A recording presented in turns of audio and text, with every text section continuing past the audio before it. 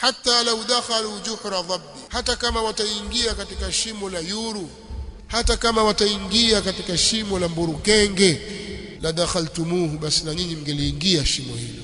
Kwa namna mtakavyowafuata, hata ikifika wameingia mahali pabaya, basi nyinyi mtawaiga wazungu makafiri. Ndio wale wengi wanaokwenda huko Ulaya, Amerika na nchi mbalimbali, badala ya kwenda kuiga maendeleo wakayaleta kwenye nchi zao, wao wanaiga ule uasherete wao na ufidhuli wao. Mzungu huyu bwana, ubakhili, uchoyo, kubana matumizi, ubinafsi, wakaita ule ndio uzungu.